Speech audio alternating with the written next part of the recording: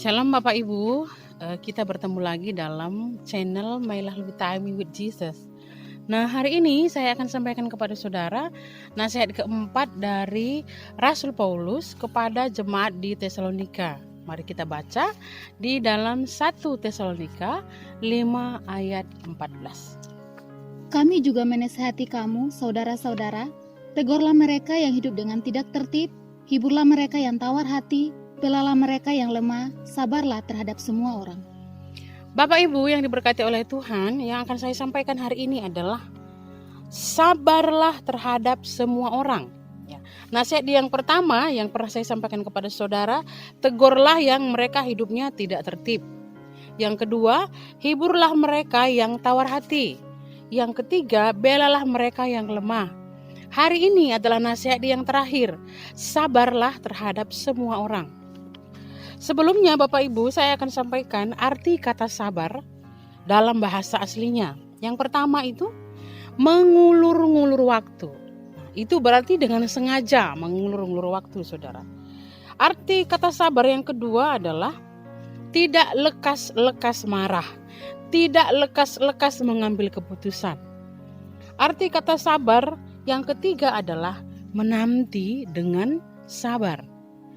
Di sini dituliskan bahwa Paulus menasihatkan jemaat Tesalonika, sabarlah terhadap semua orang. Frase ini sangat tepat ada di bagian terakhir, saudara. Karena Paulus sedang menganjurkan, menasehati jemaat di Tesalonika supaya mereka sabar terhadap orang-orang yang hidupnya tidak tertib. Sekalipun teguran mereka mungkin tidak didengar atau tidak dilakukan. Yang kedua, sabar terhadap saudara-saudara mereka yang mudah tawar hati, mudah berkecil hati.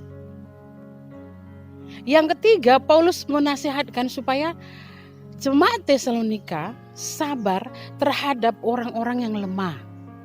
Karena yang keempat nasihatnya adalah sabarlah terhadap semua orang. Semua orang dalam konteks ini, orang yang tawar hati, orang yang tidak tertib atau malas, orang yang lemah. Respon jemaat Tesalonika terhadap mereka adalah sabarlah. Tidak lekas-lekas marah, saudara. Tidak lekas-lekas mengabaikan mereka. Jadi, mari hari ini dari firman Tuhan, nasihat yang keempat, mari belajar sabar terhadap semua orang. Saudara mungkin bertemu dengan saudara seiman yang malas, yang tawar hati, yang mungkin gampang lemah. Kata firman Tuhan, sabarlah terhadap mereka.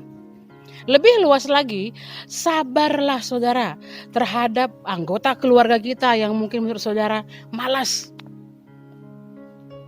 Terhadap saudara-saudara kita yang bertemu dalam dunia pekerjaan yang gampang tawar hati. Hari-hari ini banyak yang di PHK. Bagaimana sikap kita terhadap mereka? Mungkin saudara sudah hibur, tapi tidak ada yang berubah. Kata firman Tuhan, sabarlah. Saya bertemu dengan orang-orang di sekitar saudara yang lemah fisik, lemah rohani, hidup tidak benar, mungkin akan sedikit memancing kita untuk ke mereka supaya emosi. Tapi nasihat Paulus yang keempat ini, sabarlah, mengulur-ngulur waktu dengan sengaja supaya tidak marah kepada mereka. Tidak lekas-lekas ambil keputusan untuk mengabaikan, menganggap kamu tidak ada, bukan seperti itu. Karena nasihat Paulus kepada kita hari ini adalah sabarlah terhadap semua orang.